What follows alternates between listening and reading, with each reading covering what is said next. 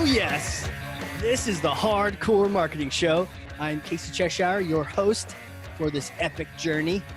And today's show, sponsored by Cheshire Impact, on a mission to help people maximize their use of Pardot and Salesforce. CheshireImpact.com. Bam. It's on, it's live, it's cranking, and he's back. He is back, and we've been scheduling. You know, I once scheduled with the President of the United States. Not really. That's not a real truth. That's a fake story. But no, I've tried to schedule with some pretty important people in my day, but this one has been a rodeo. Busy schedules all around, but such a good guy. So I'm stoked to reintroduce you all to the guest today. Branding, digital marketing, ABM, thought leader, marketer to the stars, speaker, B2B People's Choice Award winner for the best B2B content of the year. What? Whoa. Vice President of Marketing at Terminus, Justin Keller. Welcome back, sir. Thank you, Casey. Hi, everybody. That was the nicest series of things that has ever been said about me in my entire life. So I got more, man. I'm going to shut up now and just not ruin anything. It's true. It's like literally all downhill from here, right? It's like, exactly. It doesn't sound at all like what Casey was talking about. Who is this? Who is this joker? Well, man, you're back, and I bet you missed this just as much as I have. But let me pass this to you. Looks like you've been working out since we last chatted. Here it is. It's heavy. Ugh. Okay. Holy crap. Here you go. You got it? Thor's hammer. It's Thor's hammer? Oh my gosh. Grab it. You're going to grab it? There you go. Okay.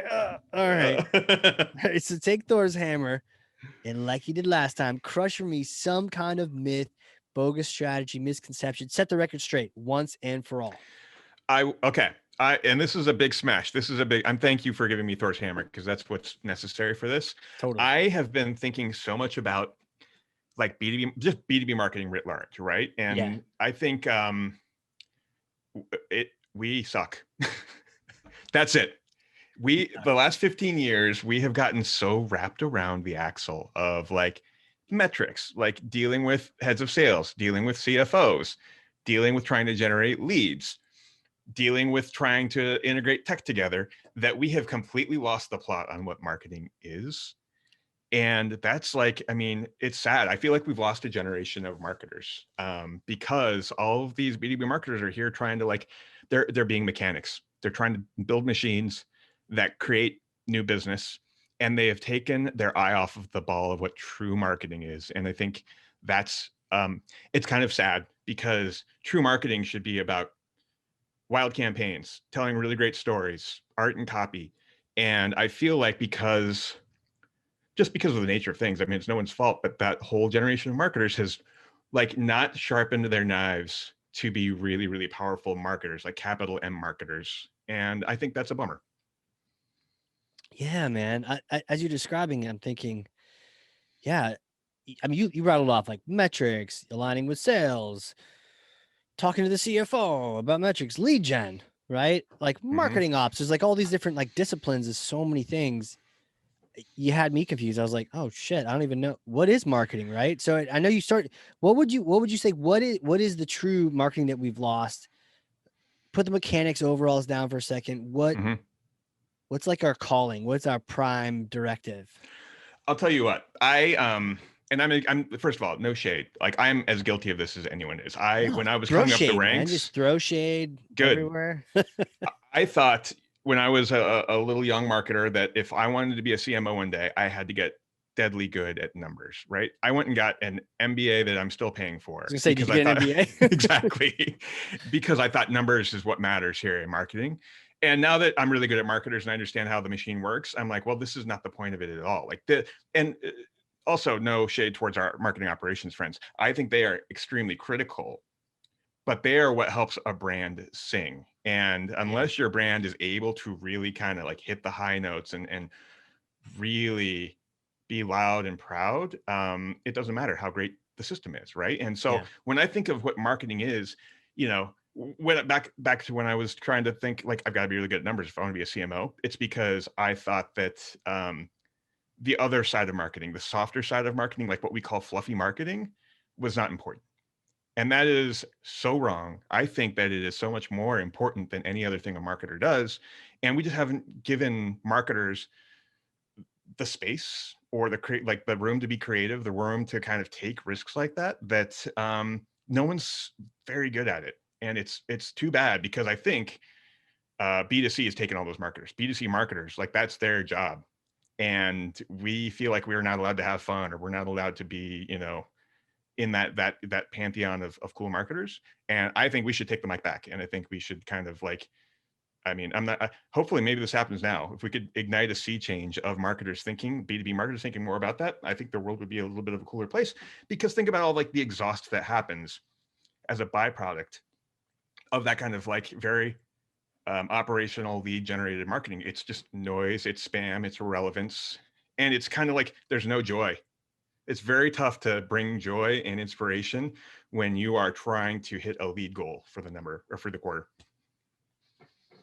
Yeah. And I guess to your earlier point, yes, all these parts are needed. And we're not saying like cast aside your lead gen or cast aside your, your ops team. And obviously all these things are needed to address certain problems. I think what we're getting at is that, problems aside, what was the actual goal that marketing had in the first place, or what should its actual goal be above and beyond yes numbers, but what do the numbers prove, or what are the numbers a result of? It's almost like these are all indicators after the fact, and we're asking, well, what's the target out in front? Where are you planting that flag? And the softer stuff almost becomes like a cliche. We're like, oh yeah, the Mad Men days or something. Yeah.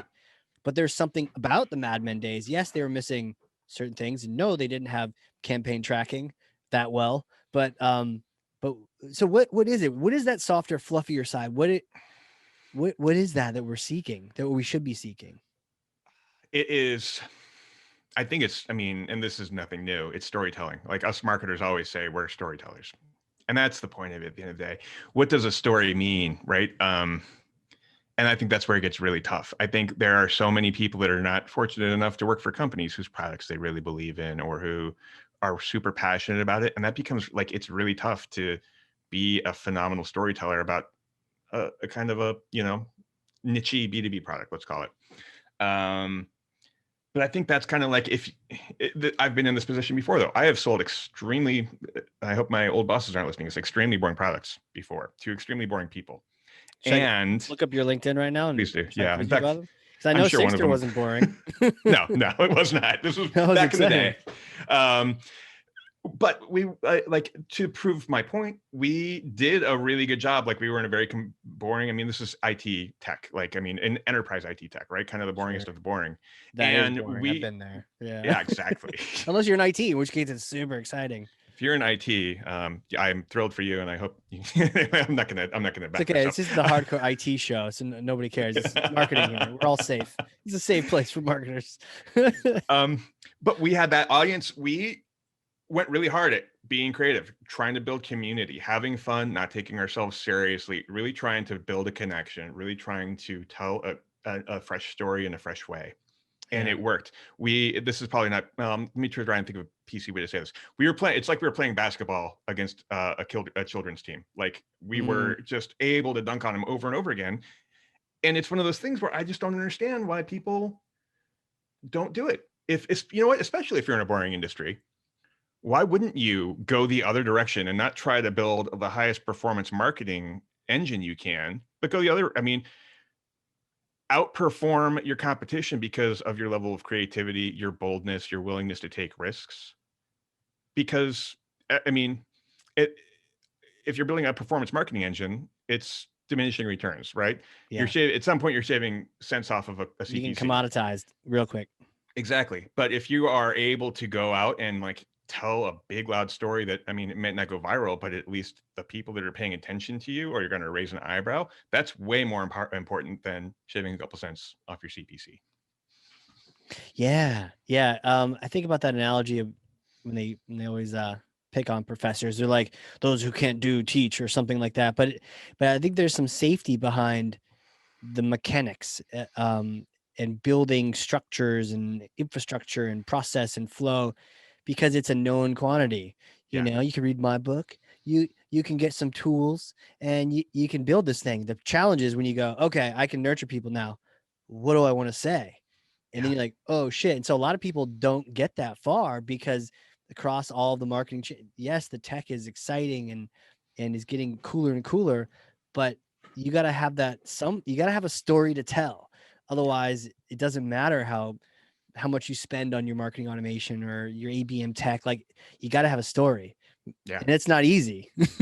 It's not. And this is probably why, like, the moral of the story, I got really, really good at math. Like, I can, do recursive analysis if I Damn. wanted to.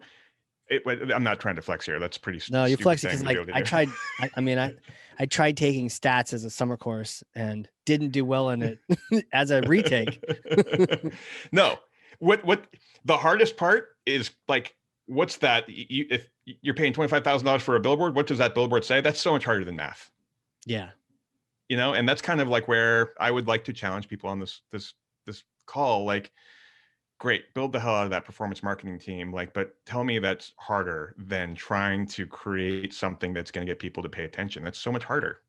And I think that's why you're exactly right, Casey. Like, people hide behind those numbers, because if I've got a baseline, I know that I only have to improve a little bit to prove that I'm valuable to the company and that I won't get fired. And I think that's a safe place to be. Yeah. And you can take a big swing and miss too, and miss that number entirely. So it's a lot riskier, and I get it. Yeah.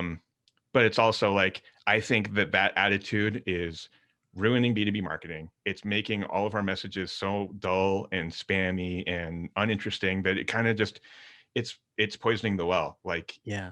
because everyone's marketing is so kind of bland and beige, no one's is, I mean, it makes it look noisier for everyone else, but it also makes the people that are absolute superstars really stand out and have a really powerful brand. Yeah. Yeah. And you know, I think that's that Mad Men thing. It's kind of a classic beat that up of like, oh, they didn't know, but they're telling stories for sure, and they didn't have much tech to hide behind at all. Like, we could run this on TV. And you remember those? I'm thinking back to some of is that like the 50s? I don't even know what age Yeah. that was. They 50s, show this, 60s. like, the client comes in, they show this like illustration that some like cartoonist actually just drew there with marker, and they're like, oh, this is your brand, and they're eating your butter or they're driving your Chevrolet or something. They couldn't hide behind anything. And Yeah. sometimes those graphics were cheesy as hell, but if the story was good, it didn't matter, you know? Dude, there's a great documentary. I don't know. It might be on Netflix, but it's called Art and Copy. Art and And it's copy. art and copy. It's about the way marketing used to be before technology, basically. And marketing teams were two different teams. There was the art team and the copy team. The copy team would say, hey, here's a really great message. This message is good. We're going to pass it along to the art team. The art team builds whatever the ad is for it, and boom, that was marketing back in the day. Yeah. And this is kind of like the Ogilvy era rather. Yeah. Also, another thing, Ogilvy on Advertising is a phenomenal book. It's, 60 maybe years old at this point. And you read it and you're like, well, I mean, you wouldn't get away with as much copy as they did back in the magazine days, but the points of view are still right on. It's exactly like the kind of thing that we B2B marketers need to be thinking about more, and not so much looking at a spreadsheet all day. Yeah. Yeah. I'm going to check that out. Art and copy. Because you can Yep. see it, how just it's simple, and it distills it down. All right, Mhm. right. You got to write a story. You're the story team. Okay. Make that story come to life. Draw something that illustrates that story in one picture. They can put on that Yep. a back page cover of the magazine or something like that. Just very, yeah. And imagine how much better your display ads, your anything works if you've got a little story behind it. Yes. It's that much richer. People want to read it. I mean, I think about like even like Red Bull as like my kids hate when I like go to pull up Red Bull TV. They're like, it's so boring. I'm like, guys, this is the opposite of boring. This is like the most not boring app on Apple TV. Dude, you're exactly right. I think that is a nail on the head. Is Red Bull has done a good job of, I mean, they sell caffeinated water, but what are they really? Like, I they're got an some right here, by the way. entertainment You machine. want Oh, I some? already drank mine. Yeah, Pass some no, over here. Right on. guys, I am so caffeinated today. I'm like, Yes. It's like um, Beavis and Butthead, like 20 years later, they're caffeinated. exactly. Thank you for joining the Beavis and Butthead Marketing Podcast. Sponsored by Red Bull. um, but like, yeah, no, Red Bull sells caffeinated water, but what are they? They're like a entertainment brand. They've got Yeah. sports, they've got TV, and all of these things are a bigger story than what they're selling, but that's kind of what people get into. And so I think, like, B2B marketers need to think about themselves, if they want to be really good at this, as like entertainment companies. They need to be entertaining. They need to be disrupting and Yeah. interrupting patterns and getting people to stop what they're doing. Yeah. Like I saw a YouTube video, Sean White, couple many moons ago, got a perfect score on half pipe aerial craziness. He didn't even need to. He'd already won. And this was like his last run. So like, what's he gonna do? Is he just gonna like scoot down and be like, peace, I won? No, he he pulls all the stops out, does crazy tricks, gets the first perfect score ever in that discipline, you know, and you've got logos on those boards, Yeah. you've got Red Bull stickers behind it. Like there's your advertisement. And you Yes, didn't need to say anything. It's amazing. dude. That's he's a goat. And yeah, you're exactly Totally. right. Like all of that effort is just doing nothing but sell Red Bull. And it's I'm cynical about this too. Like as a marketer who kind of hates marketing, that works really well, and I love that about marketing. And it's kind of like the Super Bowl too. I was thinking about this the other day. Yeah, It's one yeah, day a yeah. year where everyone's like, "Yeah, I'm ready to be sold to." Like, I made some buffalo wings. Show me some ads. Yeah, let's talk about it. Like this is all part of storytelling. I want to Yeah. dive into this. Tell me, Super Bowl just happened, and shout out to Logan on my team. I wasn't sure how to feel about Tom Brady because I'm a Patriots fan, and it's like you just lost but your ex is in the Super Bowl now. So what are you gonna do? Well, he asked if I wanted to bet, and so I'm bet $50 on Tom Brady because if he wins, I made $50. If he loses, oh, well, At least I good didn't. for Yeah, yeah. you. So tell me about it. Tell me about it. Did you pick up on any ads? Well, like, did you have a favorite that stands out? I'll be honest. I didn't watch very. My wife really wanted to watch the Super. She wanted to watch the ads. She's one of those people that's like, sports are okay, but I want to watch the ads. Yeah. I was on Reddit most of the time, but the one I did kind of put Whoa, my whoa, phone whoa. down and look You were at. on Reddit during the Super Bowl? What is Oh going yeah. on? Oh, I'm not much of a sports fan, and I should have, as a marketer, been honing my It's craft true. watching the ads. But I took the night off, so it's okay. I hear you. Colts aren't playing. Atlanta's not playing. Like, who Yeah. even cares, right? Patriots aren't playing. Yeah. Raiders aren't playing. That's my team. Are you a I Raiders like an guy? Okay. underdog. I like Raiders because Raiders fans don't need to like football to be Raiders fans. Right. The Oatly one, where they, like, you could Oh tell it's like God. they spent their entire marketing budget. They got their CEO to play a horrible piano song. I did stop what I was doing and look at that one, and I think it's just because it interrupted. Like, that's what you want to do. I'm Yeah. engrossed on Reddit. I'm scrolling. I put my phone down because something way off center was happening on the screen, and that's not going to work for everyone, but it worked for me, and so I appreciated that a lot. Yeah. And yeah, people talked about how it's so bad that it's good because we're talking about it. I put that as like my least favorite one. It drove me bonkers, but I remember it. There's like your favorite and your least favorite. You remember the other ones in the middle. You're like, oh, you remember that brand that did the best? I don't remember who it was, but yeah, the Oatly. I'm like, I'm never buying you, but I know your brand now. Exactly. And so I'm with you. I did not like the ad. Did not. I was Right. like, I groaned. It was like but you're exactly right. That's why it worked, because I remembered it, and it, I remember the brand. Like, how many different non-dairy milks are out there who I don't even know the names of, but I remember Oatly now. So, Yeah. Yeah. So but maybe that was well worth it then for yeah, them. What about I think I saw this thing too. It was like picture US and all the different states who was their favorite ad based on people voting. Did you catch the Toyota one? I did not. No. Yeah, Toyota one Tell was me about it. cool. You definitely want to look this up afterward. Toyota Super Bowl ad. I don't know the tie-in to cars, but again, Red Bull, Yep. snowboarding. It's not about a drink. It was about this gal who apparently was adopted from Russia and with no legs. And they're like, she was born, she had an issue, her legs had to be amputated. Do you still want to adopt her?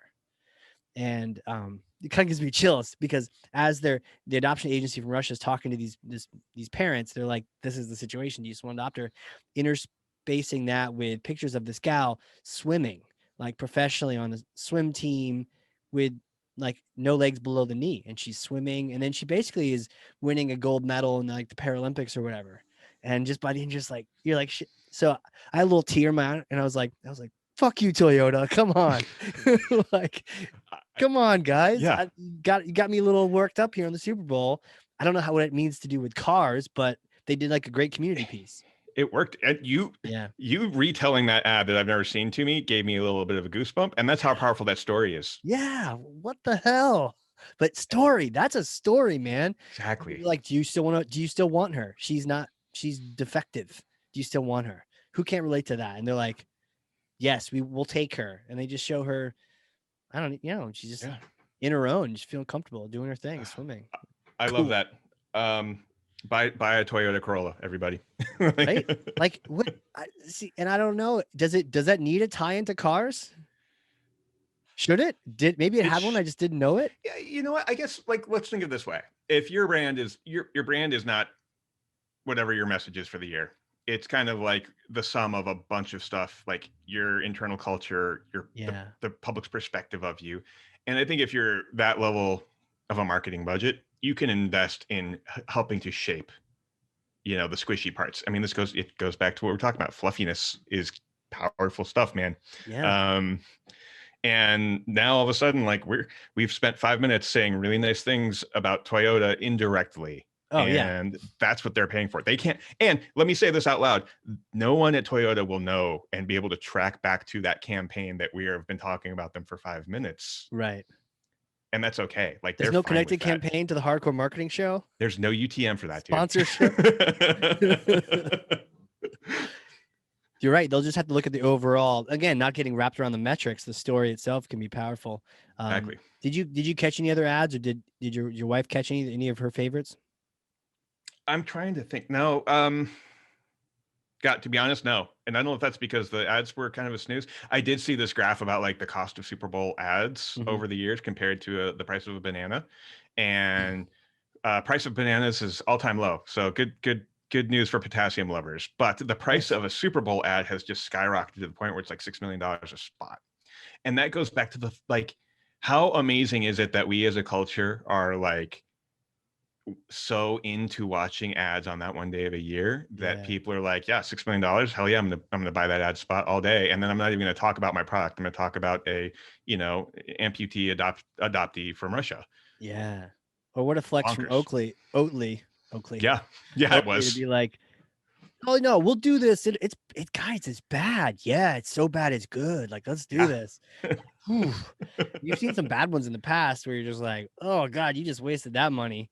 Again, not being a storyteller, maybe just, listening too much of the producers and not telling a story. Yeah. One that comes to mind is Paramount. So it's kind of cool that I remember those because I was like, why do I want Paramount Plus? I have 18 other things I'm subscribed to. I might as well have a cable package again. I do not want you Paramount Plus. Yeah. It's like, okay, name it just like Disney Plus. And what do? They spent, and they didn't just have one spot. Okay. Oli had one spot. It was terrible. And we're all talking about it. Paramount had like one every quarter for sure. Before, probably had at least 4 or 5. Yeah, and star-studded, like all their best shows right in a row. No, man, that did nothing for my affinity. Like, it turned me off, in fact. Yeah. People listening, they had basically faces and popular people climbing mountains. Now, I'm a mountain climber, and I like the idea of climbing mountains, but not in a CGI box. And so, they have Patrick Stewart at the top of a mountain, and they're all talking about, I don't know what they're even talking about, but the idea is like, oh, all these people are going to be on, and I'm sure they paid a lot for those people to show up, but it just felt like, ugh. And what did Disney Plus do? They had one ad at the end. It was like, hey, we're Disney Plus, and it's tied to ESPN and a couple of things. And you're like, cool. Yep. That just erased everything I had on Paramount. It's like, yeah, Disney Plus, everyone's got that. Or if you have kids, you do. Man, being a marketer is so weird. Like, this is hard stuff. Like, because we're marketers, we're super judgy about this stuff. It's so hard. It's so hard. And but wouldn't you know that would be the case? Like, can't you field test that? Or is it just, we're just judgmental and we're like cats? It's probably both. It's probably both. I think like we probably are a little more, harsh with our evaluations here. I liked half the people in that mountain each time. Oh, me too. Yeah. But that didn't matter. I was like, ugh.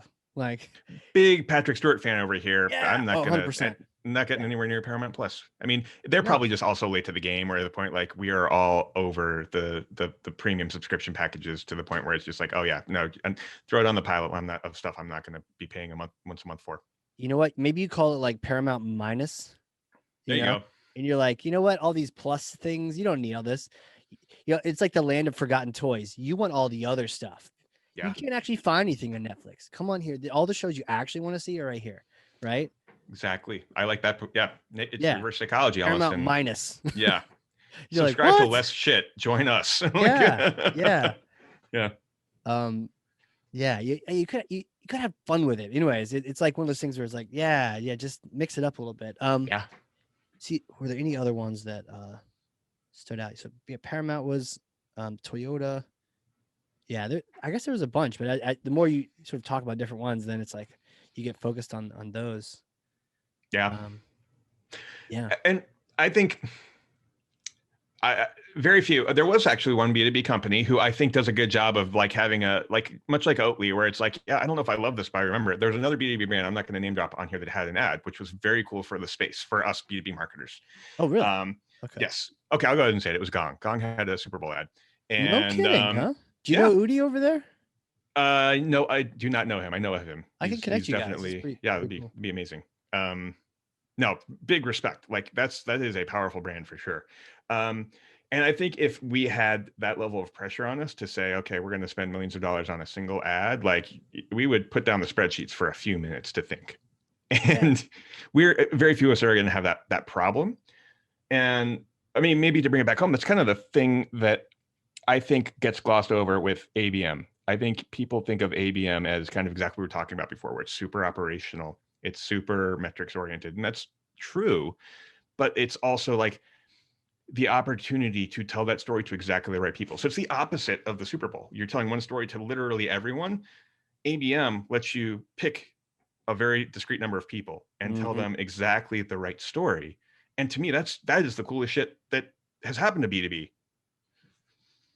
Yeah, it really is. It's weird though, because I know the Gong guys. I didn't see their ad. Maybe I missed it. I don't think I would have forgotten it. I'm Actually, Googling. while you were talking, it's kind of it's kind of cool that we were talking after the Super Bowl. I haven't talked to anyone about this, and I just pulled up a list of like the Super Bowl commercials, and one that just sort of like immediately reminded me of. It wasn't really for me, but I appreciate the hell out of it. Which is Amazon. They had this sexy Alexa. Did you hear about that Oh one? yeah. I saw this one actually. I saw this. And I saw the Wayne's World one for Uber Eats, Amazon 60 Alexa. I did see this one. Yeah, I like that a lot. I felt bad for the husband. Yeah. Oh, you did? Okay. Yeah. Like, and so for people listening, this gal is in like a design meeting and they're talking about what's the best, container we can manufacture to put, Alexa in. And she looks out the window and sees Michael B. Jordan. She's like, oh, and then basically all the rest, he's got like blue eyes and he's acting like, she's like, Alexa, read to me. And he's like in the bathtub with her, reading to her. Yep. Sexy romance novel. And I was like, clever. Because like my wife paid attention. Everyone's paying attention. I was like, okay, well played. And it was a story, right? She looks off in the distance and now Alexa is in quite the container, Mm-hmm. So it's almost like story versus not story, or story versus weaker story on here. Another one that came to mind is this the Bud Light. Was it Bud Light? Yeah, Bud Light, kind of like the Paramount guys, had all the Bud Light people that have ever been in Bud Light commercials coming out of trucks to help this poor guy because beer fell out of the truck. And it was like, what? Oh, okay. They're just throwing, like, they can throw money at it, so they're just going to hire all the talent they can, and that's going to tell the story for them. Yeah, but all it did is I feel like it kind of displaced, it diluted, right? All these different people. You're like, why are they all here? And I don't know. It was kind of that was the difference. Like a single story, CEO playing the thing for $6 million. The gal swimming and her parents saying yes to her. Like story versus I'm just gonna buy my way into this thing. Yeah, I think it kind of comes down to balls too. Like for Oatly to kind of risk it all, that is just like a ballsy move, and I respect the hell out of that. Yeah, or something like it's something. I'd love to know the behind the scene on that of like, what, you'd have to talk to like a former employee, maybe like, was your CEO like just a little crazy and was like, no, I'm going to do this? Or was this like calculated where we're like, yeah, this will be so bad it's good. And our advertising agency said, don't worry, trust us. I wonder. I mean, Yeah. you never know. Yeah. And I think that's the difference between B2C marketers and B2B marketers. We never have to bear that risk. And that's maybe why we're so in love with the numbers, is because it's our shield. And Yeah, so we don't have that risk, and that there's things that we can put in front instead of a story. yeah, I don't have a really great Super Bowl commercial, but look, I raised, I lowered our cost of acquisition 8% last quarter. I'll do it again this quarter. No one's going to get fired for that. You Right. know, Right. you might not set the world on fire, but you're at least going to keep your job. And I think that's kind of, I mean, that's just the reality of it. And it's not neither good nor bad. It just is. But But at we some point, shouldn't. you can't lower that anymore. Exactly. And I think we shouldn't accept that as a status quo. Right. We shouldn't, we should be willing to take bigger risks, maybe is what we're talking about here. Yeah, like if you lower the CPC or the CPA by $10 or by 50%, you're like, does that just mean we're really bad beforehand, or like, what? Yeah. Yeah. Did we get more efficient, or were we just really messy at the beginning? Like, is the story harder to tell? Because we were talking about, if you really don't like your product, you got like, is there always a story to tell, and it's just not as sexy as a Bud Light commercial? Yes. The answer is absolutely categorically yes. And maybe the product isn't the story though. Maybe it's the people in the company that can get you really inspired. Maybe it is what it does for, someone like that, helps their life, even if it's, not gonna, you're not curing cancer or anything, but if you're having some kind of positive effect on the world, people care. And so even if it's a super boring product in a super boring industry, that doesn't mean you can't be a marketer. You should be able, I mean, and you know what? Throw the gloves down. Like that's your challenge, especially if you're a boring place in a boring place. Figure out how to change the perspective on it. And also, when you're looking at jobs to take, is there, it's like in your interview, is there a story I can tell here? Yeah. And ask everyone you meet, what is the story to tell here?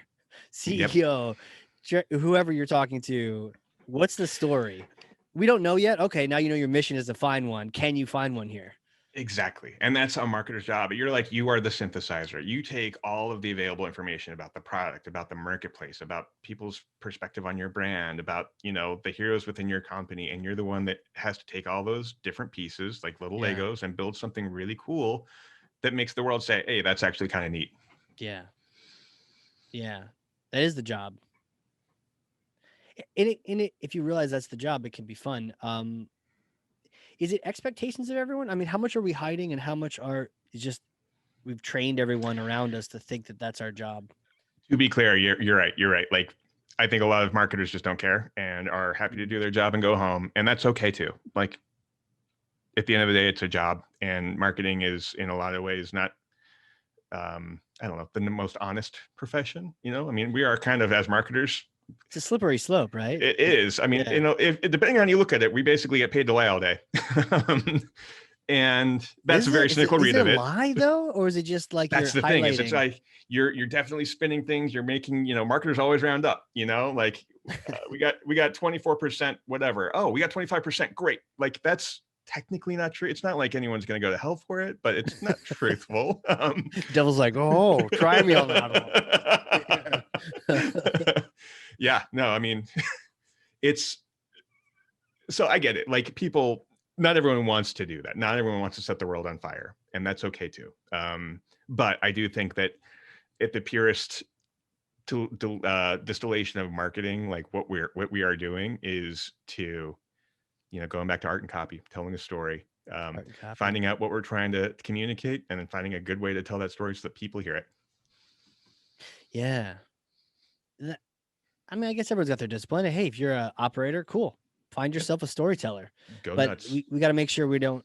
But if you're at the top of that food chain, you need to mind the gap of story and art and operations. Exactly. You're exactly all right. attention goes in one direction, and it doesn't hurt that a lot of vendors are telling you to go look at the technical side or the operational side. You're exactly right. I think that's right. And like, biggest of ups to our marketing operations friends. Like, I have had the pleasure of working with some of the best, like, operationally minded marketers ever. And I was so grateful to them because they made my job easier to just like figure out how to tell the story really well. It definitely it requires both.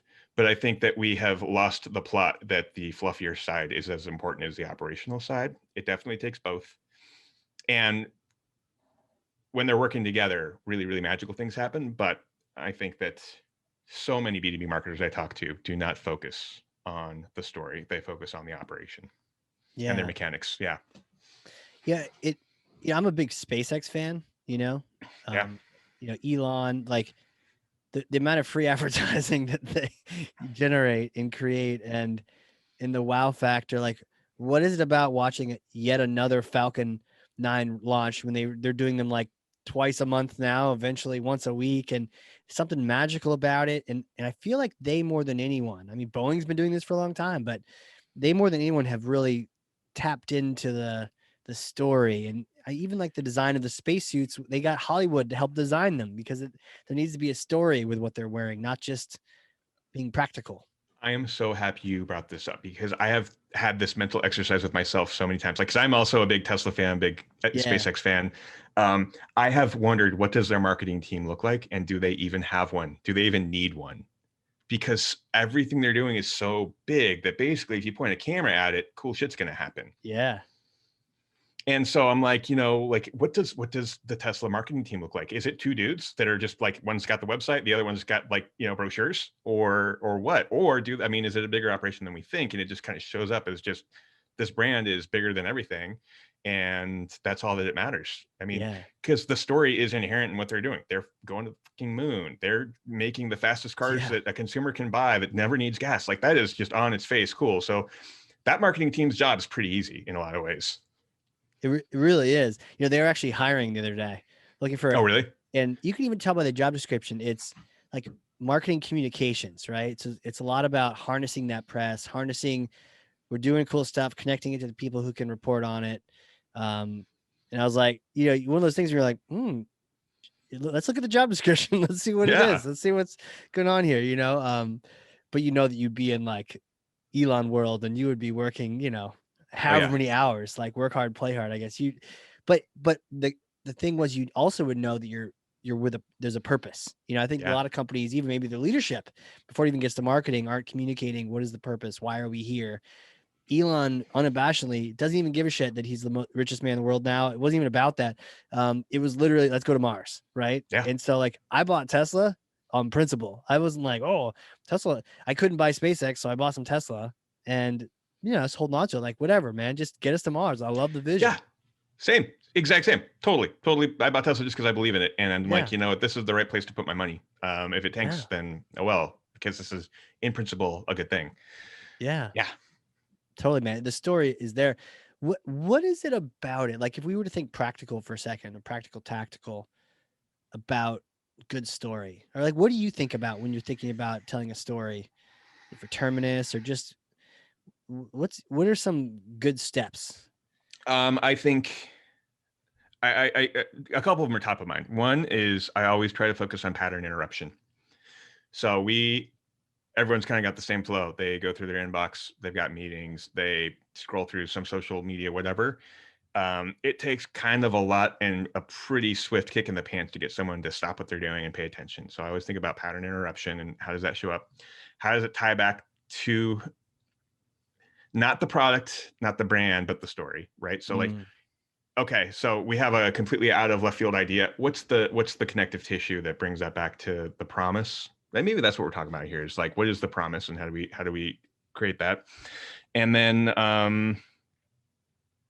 I think this is the other thing is like I always tell the team, joy and enthusiasm is better than perfection. Like, as long as you're having fun doing what you're doing and you're really enthusiastic about the work you're putting forward, that's so much more important than it being pixel perfect, because people might not be able to point to something, if it's an ad or a landing page or whatever, and say that's a result of people having fun and doing cool stuff, but it shows up in the feeling. Um, and so that's kind of where I'm like, like, perfection does not matter to people.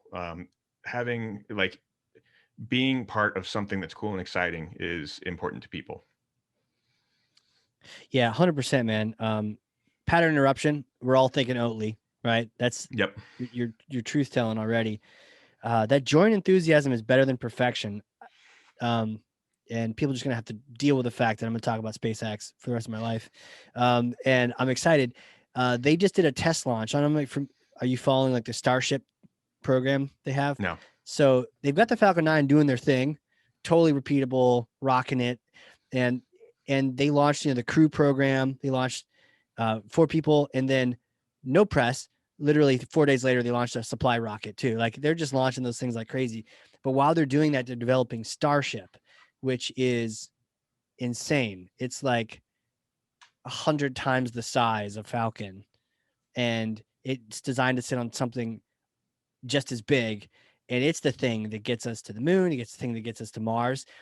There was no need to do a Falcon Heavy in between anymore. It's like Falcon 9's doing the thing. Starship, though, That's cool as hell. and so they're testing it. They're making it out of stainless steel, and they're doing it out in an island in Texas.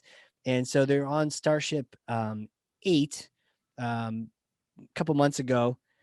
And the whole idea is it goes up, and when it comes down, it's so big that when it comes down, it flies down like a skydiver with these wings. And then when it's time to land, it does this belly flip maneuver to right itself and then land on rockets again.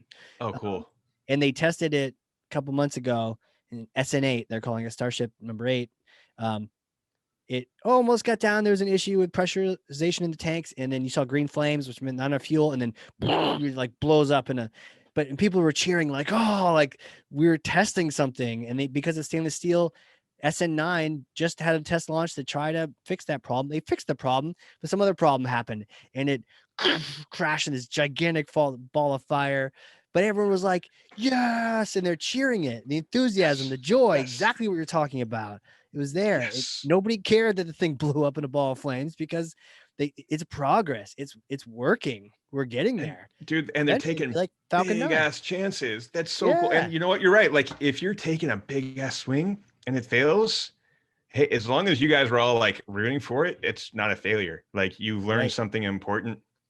You can do it bigger and better next time. Like and building that momentum is so important. And that's kind of where I think, I mean, gosh, there's so many interconnected things here, but that's like having a great team helps that so much. Like if you can all pull in the same direction and support each other, taking those big leaps and being there when the Starship blows up and crashes, that's incredible. Yeah, I'm sure someone was like, shit. Not that it's all the fans were like, woo, but somehow the mindset of the fans wasn't like, oh man, the team we're cheering for like crashed. Like, because even Elon's like, cool, we learned from this. And guess what? SN10 is probably going to fire in like 2 weeks again. So they're going to do another one. But eventually they're going to stick that landing, and then they're going to be like, oh, okay. Now what's next to go to Mars? Like what's next? We got the rockets to go. So yeah, it's amazing. And see, they got a vision, and like everyone's pulling in the same direction, and every failure is a step towards that vision. And that's cool as hell. Like I am here for it.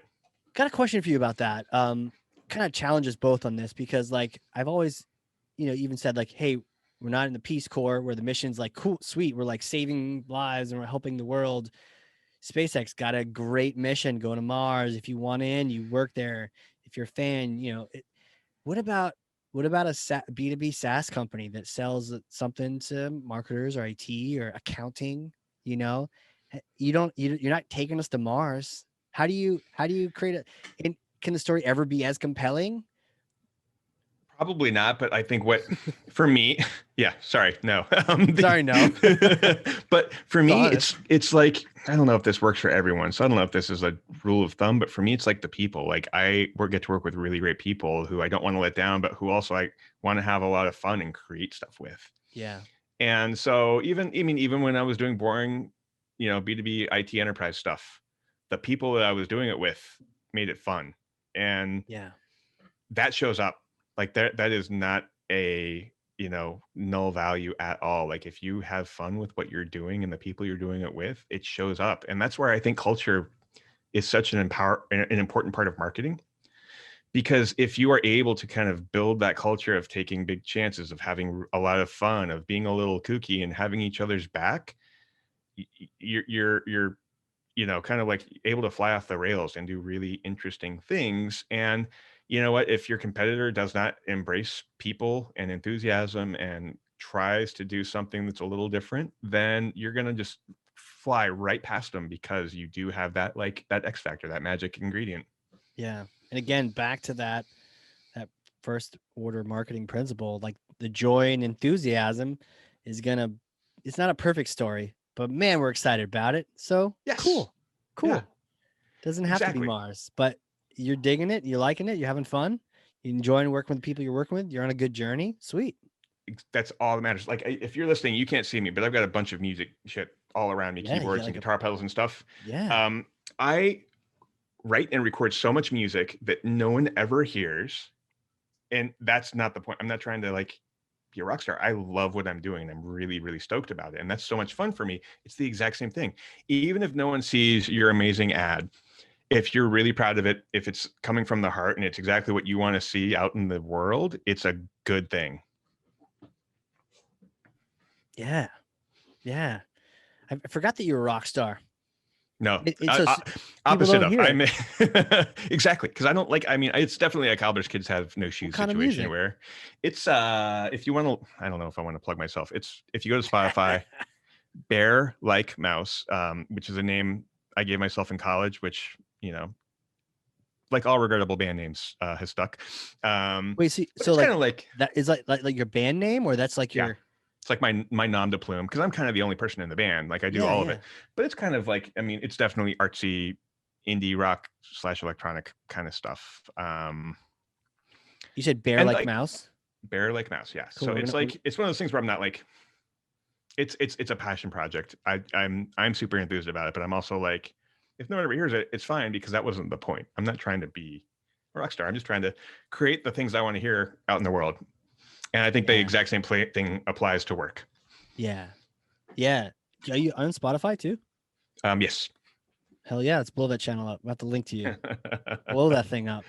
But I hear you though. Like I want to promote the hell out of it, and I want to listen to it after this. And that's because that's you living yourself. Like that's you living your your true self, or whatever they call it. You know, just Yeah. that's you being an artist. And I can relate to that so much. Like with this podcast, I don't need it to be Joe Rogan. I don't need it to be the number one, the top podcasts in the US under the marketing category are like borderline. Some of those are like the sleazy, like funnel clickbaity. Like, oh god. Yeah. So it doesn't need to be that. It just, if it lets me chat with friends and in front of people, that sounds cool to me. That's good enough. Exactly. Yeah, exactly. I think that I'm so happy. Like, I don't know if we're coming to the end here, but I'm so, I like, No, we got that's we got time. But you got a hard okay, good. stop, or are you good? Oh, no, no, no, no. But Okay. I'm like, I'm glad you got to that point, because if you are a marketer and you sell to accountants, that's your chance to like challenge yourself to do something cool with it, and get really proud about what you're putting out in the marketplace. And that's that's a tall order, to be sure, but it's like, to me, that gets you back to where we started, where it's like, that's what true marketing is like putting really interesting things out there and taking a chance. And I think marketers need to be ballsy like that, just like the Yeah. Oatly guy. Even if everyone hates it, it worked, you Yeah. know? It did. It did. They should have ended it with like, it doesn't taste nearly as bad as this commercial it looks, or something, because it's like, no, it's actually really tasty. But this commercial is horrible. Yeah, just kind of creating it and being creators. I think in a way, if you look on the flip side, the positive side, while the B2B side could be a little harder because the segmentation, it's not consumer based. It's not I heard the ad. Let me pick up one of these boxes in the supermarket or something.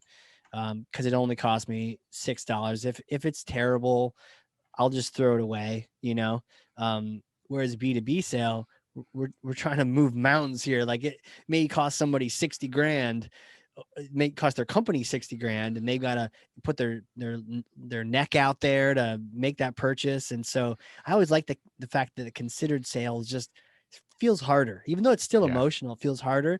but to your point, as an artist, a marketing artist, there's more opportunity. There's a challenge, but with that challenge is like, greater the victory at the end. If you got into the soul of the accountants that you serve, and they're all people too, they cry, they laugh, maybe they speak different language than you might as in marketing, but yeah, if you can get into their soul and like create a story that matters to them, like that's epic. I so agree. I hear, and we hear this all the time as marketers. Like you hear companies going up market, and is this enterprise friendly? Is this marketing going to resonate with an enterprise versus as if it's a completely different breed of humans that work at enterprises than work at a startup or whatever. Right. And that has always been so confusing to me. And I've yet to have anyone give me a clear answer on what that means. Like, this doesn't feel enterprise enough. Like, what the hell does enterprise mean? Does that mean it's extremely boring? In which case I want nothing to do with it. Yeah. But I can't imagine that someone in an enterprise would be turned off by something like that either. Like, they are humans as well, I'm pretty sure. And I feel like they, to your point, have emotions as well. And like, they want to wear cool jeans too. And are every bit as human as someone that's kind of on the other end of the spectrum. Why would that change? Why would that matter so much? Yeah. And if you're listening to this, like, hit me up. Like, Twitter is at Justin Keller. Please tell me why this is a thing, because I don't understand it. Yeah. Imagine, you're in marketing, and let's say your career, you've moved from a small company, now you're working for an enterprise, and suddenly all the messages you start receiving get really dry, right? Because they think that that's what enterprise wants to hear. And you're like, ugh, this is horrible. I know. It makes no sense. I do not get it. Like, I almost feel like that is even a bigger reason to go and be kind of a little bit bold and a little risky. Yeah. Yeah. Maybe it's because like they've got bosses and bosses that need to all check off on something. So it's like, if you can fly under the radar enough, then no one gives a shit. But also, if your marketing strategy is making people not give a shit, I don't think it's a marketing strategy. But are enterprise people more serious? They can't be. Can they? I don't know. I don't either. Or is there like one dude, like, it's like serious, or girl, one gal? It's like that person's at every company though. Like, there's always that one person that's always just a pain in the ass and doesn't like it and thinks it's like, not worth the time and it's not going to reflect well. It's gonna. That's the other thing. If your marketing's not pissing, like, let's call it 10% of your audience off, then no one's going to care about it. I think that's a saying somewhere. Like, if you're not making some people upset, it's not marketing. Actually, it might be an Ogilvy thing. If you're not upsetting people, it's not working. I gotta read that, man. I mean, you keep hearing about it and you keep mentioning it. It's like, I gotta school myself on that, because it's clearly a good read. Brilliance there. Yeah. Yeah, and you can flip through it and still like pick stuff up. It's a good book. Ogilvy on advertising, everybody. Wonder when that goes out on a copyright. I'll just read it on the podcast. Just story time with Casey. I tune into that. Right, it's like Audible, but different. Yeah, exactly. So yeah. That is the question. That you want to look like your stuff can be handled by the bigger company, the bigger concerns, the larger volume. But I love that point you made. They want to wear cool jeans too, And I guess you see that because there used to be the suit required at a certain point in time, or the business attire, and now it's most people are in business casual or just t-shirts, and we're all at home now. Exactly. So it doesn't really matter. And I guess the more people you meet at the higher and higher levels, you realize, they're people too. Exactly. Yeah. So, genuine question to your audience. Thank you for letting me ask them a question. Like, tell me why. Tell us why, because I do not get it. What specifically? The up market? Why do people talk about enterprise marketing like it's a completely different thing? Or like it's a completely different audience? Like, it's a completely, like, this message would work for our SMBs, but this was never going to resonate with the enterprise. I just, I'm sure there's like a bunch of different reasons and different segments, more buyers involved, bigger budgets. I don't know. I mean, it's like different, but to your point, it's not, is it really that different, or they're just, some tweaks here and there? I don't know. Yeah. It's like, people feel like they've got to be safe when they're talking to the enterprise. I'm like, I don't get it. Why? What's the difference? Or be serious. Yeah. Serious conversation. Exactly. Which is also not usually a fun conversation to have. God, no. So serious. Why so serious? What is that? The Joker? Yeah. Yes, exactly. Exactly. That's your, I feel like we need a meme of like you and Joker makeup asking enterprise Yeah. marketing, why so serious? What stick is up your ass that like we can't have fun trying to sell you stuff, guys? Yeah. Yeah. And in people's experience sales too, listen to this. Like, have you seen people not purchase because of that? And also there's that brand of like, no one gets fired hiring IBM. What is that? I think that's IBM is exactly what it is. Yeah, it's just like it's boring as safe. hell. Sorry, IBM. But you know, like it is the epitome of the corporate. So what Yeah, is that? I have to believe that's some boomer stuff, and that like in the year 2021 that can't matter anymore. Like I get it if that's maybe like an 80s thing, sure, but we're I mean, gosh, it's 2021, guys. It's the future. Yeah. And I don't think I hear startups saying that either. You know, No, yeah. When in doubt, exactly. push to GitHub or something maybe, but not hire IBM. IBM, exactly. It'd be interesting to see if at some point we like call it that they redo their brand or something, or they either coast on what they've got or they redo it as like the futuristic IBM, you know? IBM hit me up. Like the whole ad campaign is I got fired hiring IBM. And it's like because they were so boring and buttoned up and stodgy that it just didn't work in today's macro environment. And so IBM like finally got someone fired, and here's what they did to fix it so that they were kind of edgy and cool again. Yeah. There's a story. There is a story. Yeah, just totally flip the script on them a little bit. Yep. Yeah. Sweet, man. Well, hey, I wanted to about something off you because this is cool. Speaking of like story and performance and art, Clubhouse. Have you been following that trend? I've been on the outside looking in. Like I got an invite to it, and I'm like, I don't have enough time for the social networks I'm already on. I didn't know if I need another one. Tell how about this? I'm gonna go ahead and open the kimono. I know it's audio based, and I know Yeah. it's called Clubhouse, and that's kind of it. What is going on Yeah. with Clubhouse, Casey? Yeah, I got one of the guests on the show, Janae Brown. She is the Beyonce of marketing, and that's what she calls herself. And it was true; it was confirmed. Hashtag confirmed when I interviewed her on the show. What's her name? Janae? Janae, yeah, I can introduce you guys too off the I would show. love to. That's Yeah, I mean, that's a hot take, and I love it. The Beyonce of marketing. yeah, she got me invited. She got me on early on that adoption curve, which was cool. And my first take was like, oh, it's like the party lines from the 70s. Not that I was necessarily around, but that I just heard of. But what's interesting And is, go ahead. you just talk to people? Like it's like Yeah, topics and you talk about it? yeah. Is it anonymous, or do people know I'm Justin? They know you're Justin.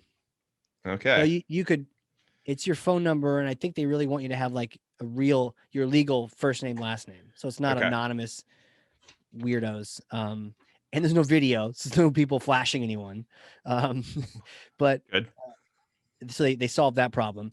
But yeah, so you can either have chat with friends, or you can browse through and see the different rooms that are active, and the rooms that are active are based on the people that you follow. So you start following more and more people talking about things you like, you see more and more rooms options that pop up, and you kind of curate that by following people that are really cool, and then you get more selection.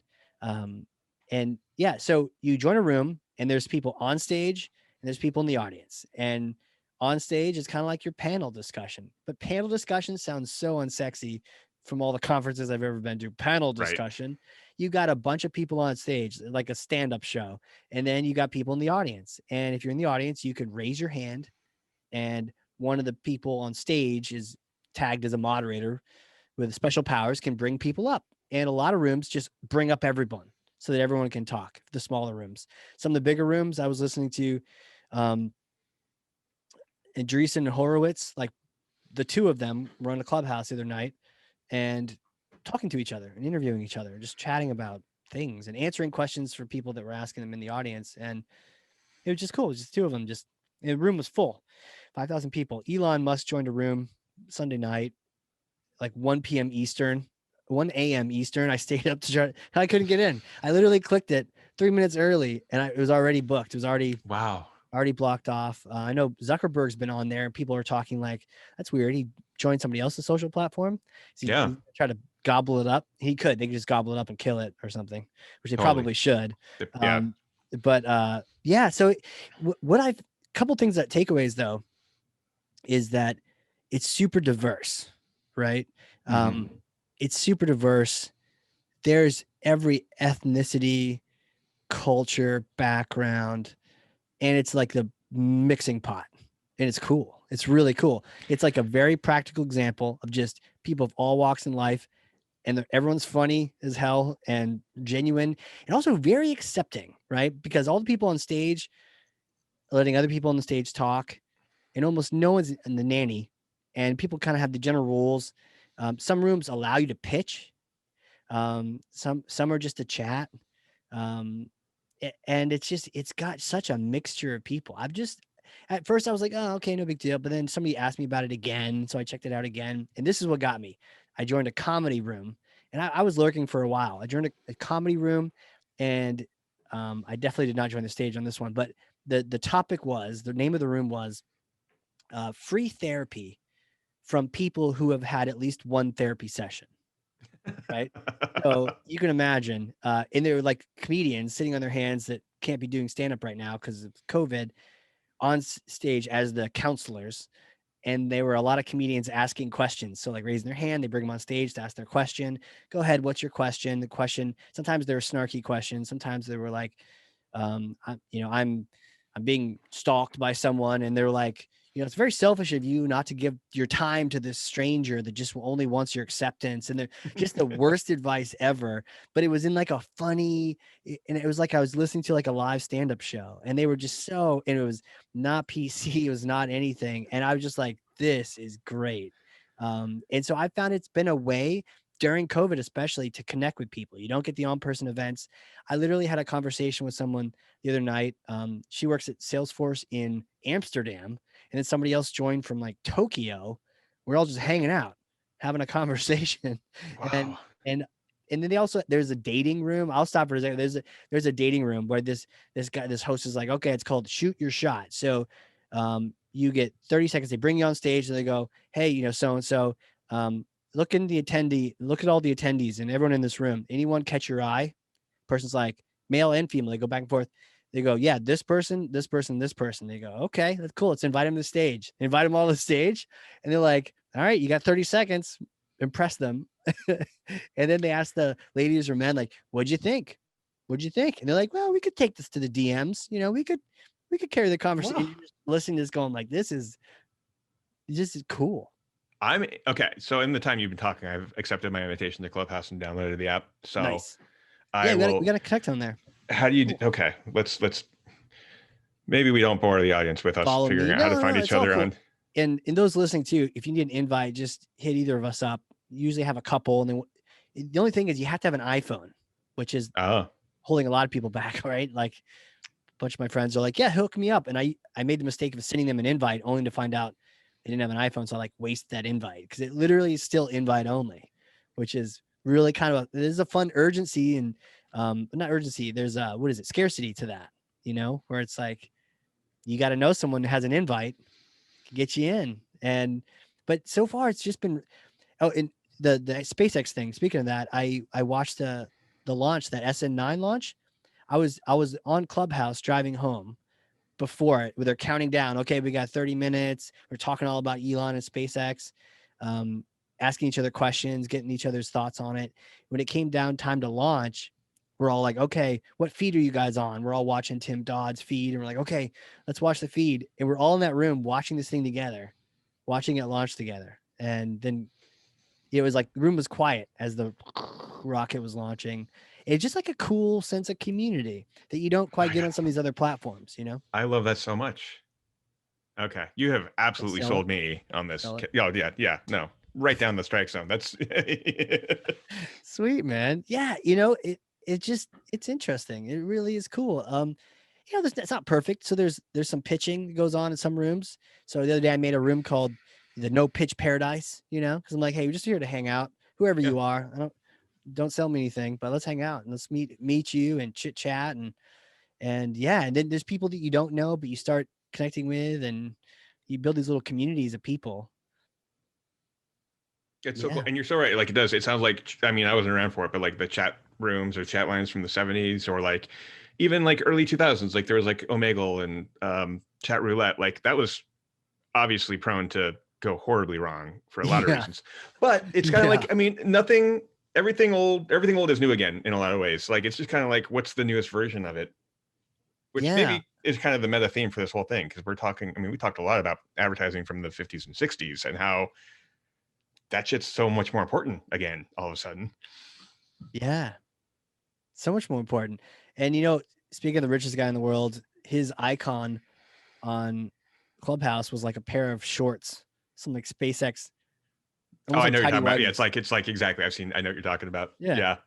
You like tidy know, whities, and like completely. Yeah, cool. We got a mission. This has nothing to do what with a the crazy mission. dude. Exactly. I know. Like he's Yeah, not taking himself seriously, yeah.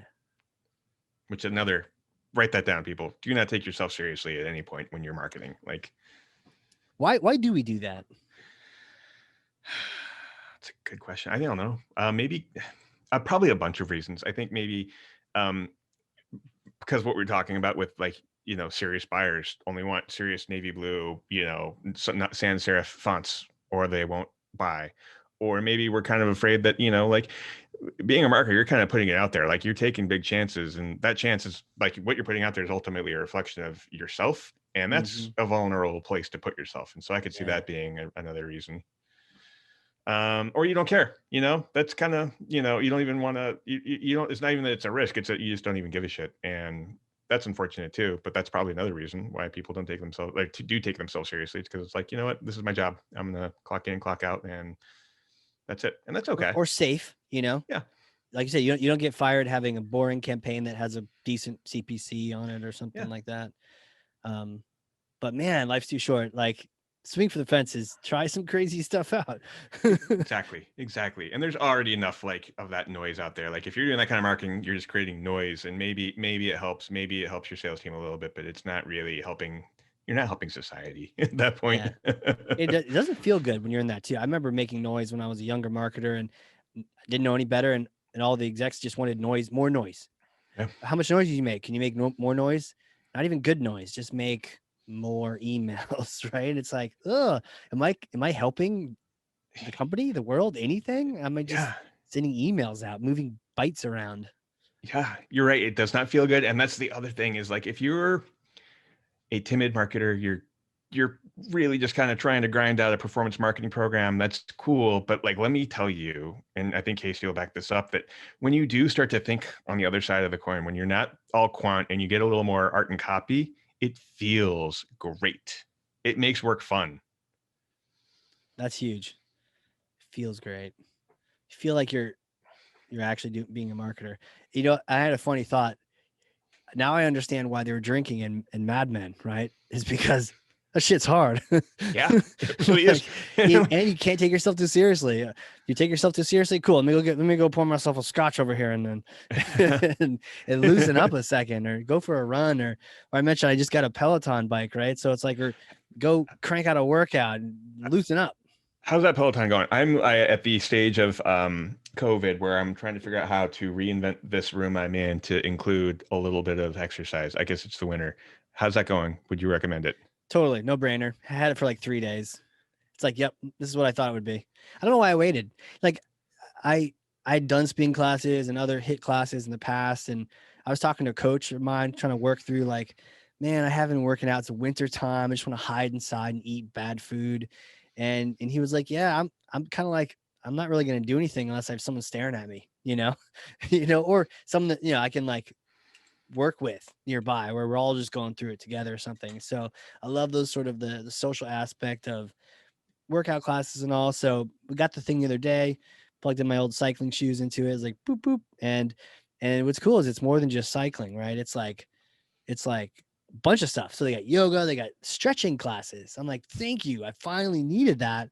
I'm as flexible as not, right? It's like Yeah. zero, null value.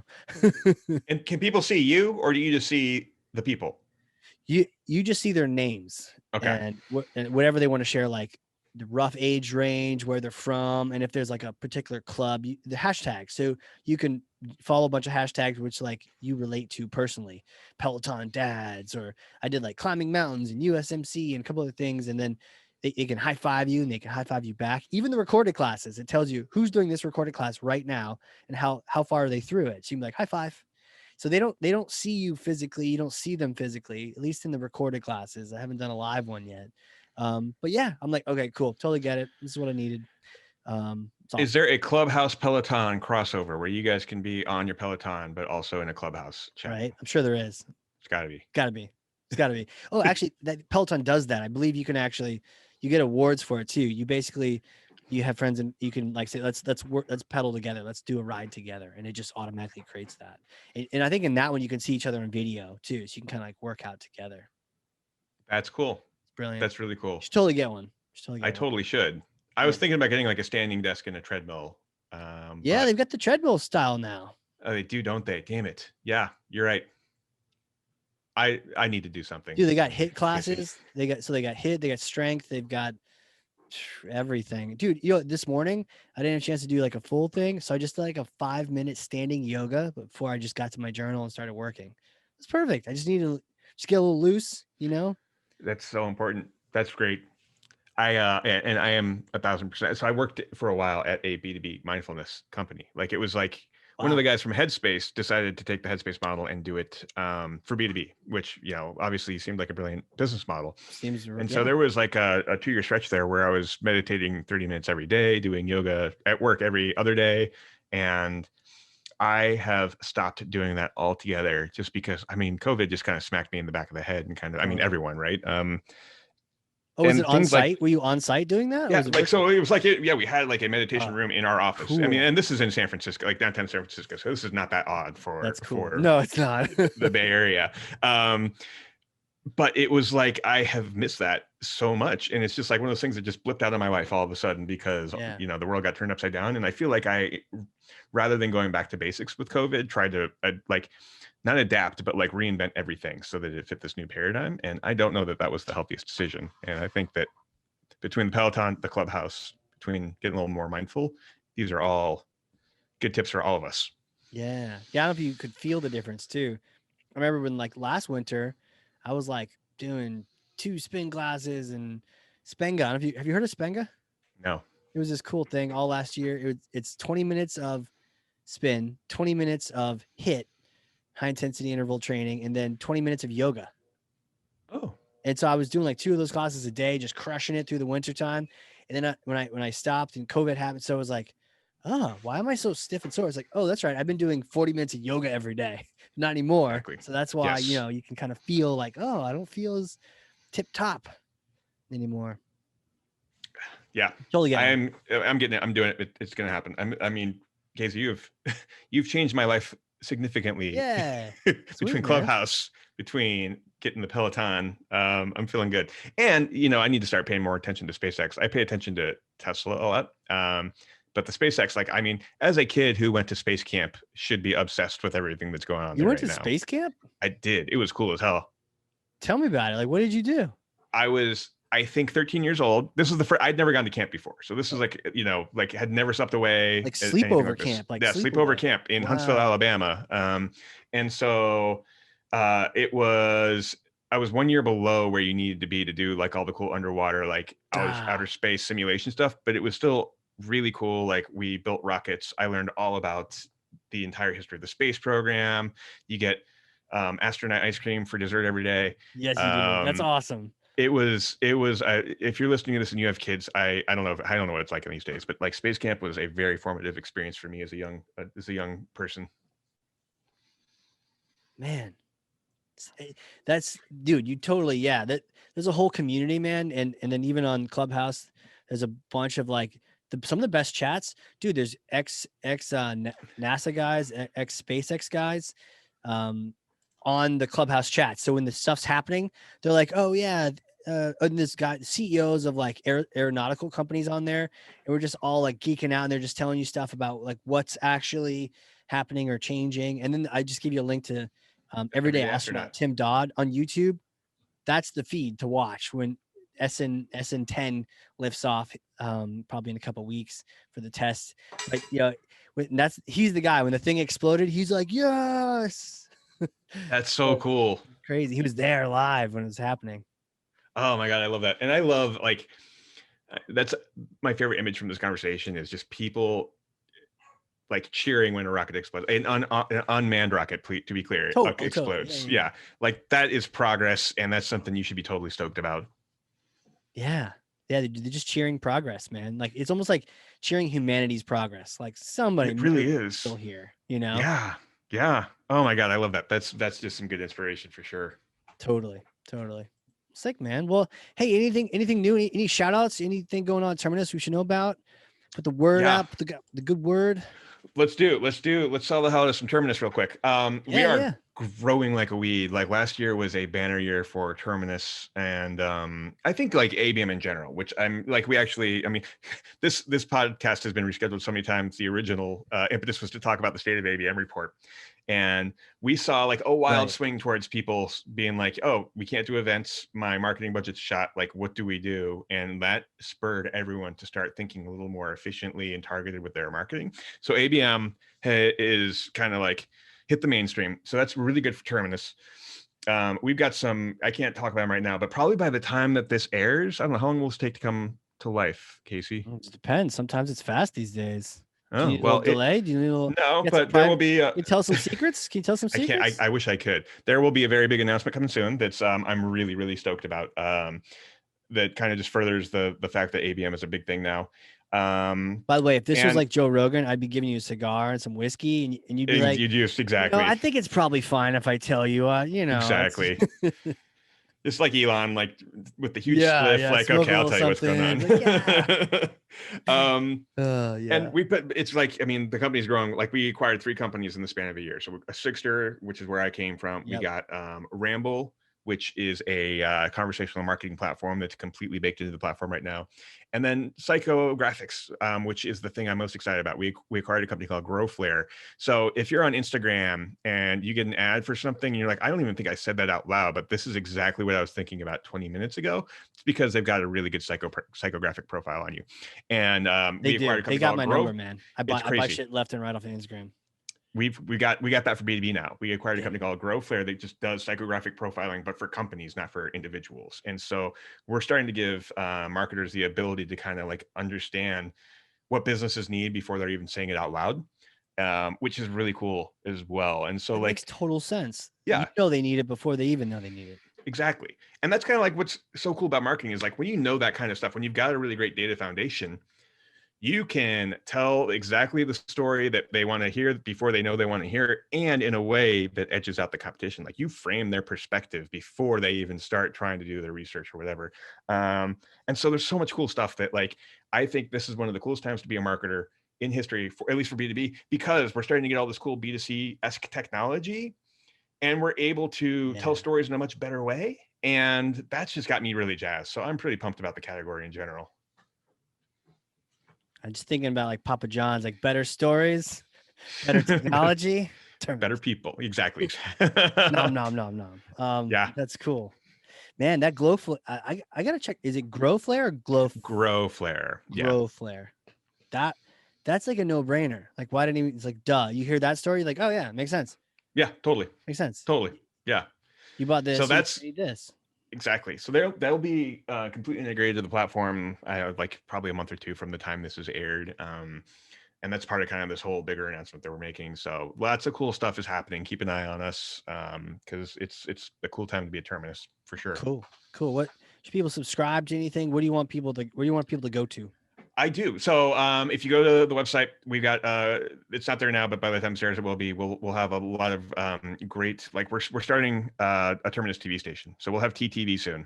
We're investing a lot in content this year, so we started a really cool. My teammate Jillian started a really great kind of a vlog called The Roof, which we shot all on the roof of our building because it was the only place we could go and not be breathing each other's air, and it's very quarantine friendly. And that went like gangbusters. Like I was very enthusiastic at the outset, but like seeing how great it's performed has got me really pumped. So we're working on season 2 now. We're working on trying to bring a B2B puppet show to life, for a Muppets show. We set a dumpster on fire. Like, we're just doing all kinds of crazy stuff over here at Terminus, and it's pretty cool. We're lucky to have the support of our CMO and our CEO to do wild and crazy shit. An actual goddamn dumpster fire. That is Yeah. fantastic. we went ahead. Like, we literally just threw a bunch of wood and gas into a dumpster fire. Like, we filmed an ad in there first, and then we got our people out of it, set the dumpster on fire, and it was a Did you use the dumpster fire as like, he's like the competition or something? The whole campaign, no. So the whole campaign was like last year. This was at the end of 2020. So it was like last year, it was a dumpster fire, cut to raging fire in a dumpster, and then kind of record scratch my teammate Jillian in the dumpster, kind of saying how a lot of our customers were on fire in a good way, and kind of did the little twist there. But it goes back to that pattern interruption. Like, we started by setting a dumpster on fire, and that got people to stop scrolling for a minute, enough for us to tell a story after that. Actual dumpster fire. Pattern interruption. Tell a story. Man, that is sick. In a puppet show, you guys are smoking the Red Bull. I love it. It's like, if you guys can do for B2B marketing what Red Bull does for, adventure sports across the world, that'd be really sick. That's what we're trying. Like, none of us on our team particularly enthused about the state of B2B marketing. And so we're trying to be the example and trying to get our customers to be thinking about it that way too. And so, we're just kind of like throwing the rule book out the window and just doing whatever feels right. And I'm sure a lot of CFOs and CMOs would not be down with it, but someone's got to be, and I'm glad it's us. Well, hell, man, when that puppet show takes off, let me get an interview with one of your puppet people. Absolutely. We don't know exactly puppet, the form it's going to take. Yes, no, that's kind of part of the plan. We want to have like the puppet be like, it will be on the marketing team. It will be a marketer on the Terminus marketing team. You mean no, the puppets are alive, man, right? Exactly. Exactly. It's our new intern. Yes. Yeah. It'll be like first podcast to interview a puppet. That's the plan. Yep. Sick, man. Well, dude, thanks again for coming on here, just hanging out. This has been fun. You can tell when time flies, and we're like, we probably could go like 9 more hours. And totally. We covered a lot of ground, Casey. Yeah. This was a great time. I'm so thrilled to anytime I can chat with you. Like, let's just, well worth the rescheduling fiasco it took to get here, because it's just such a good time talking with you, man. We'll have to start again, knowing it'll take us, a couple quarters to get it back, but we'll get started now. Yeah, man, it'll be good to check in and keep me in the loop on the puppets and future dumpster fires. That'll be fun. I will, man. I appreciate it very much. Thank you so much. I'm going to go. Oh, last shout out, right? Last shout out. Don't forget, people, got to check out Bear Like Mouse, Spotify. Yes. Oh, search it everywhere. I don't think there's anything. There's no parental advisory, so I'm good. But make you'll get 10 cents off of all the listens. Perhaps I'm serious. I made $6.40 last year in streaming revenue. So no big deal. Not trying to. Hell yeah, man. That's $6.49 more than I've ever made. So right on, dude.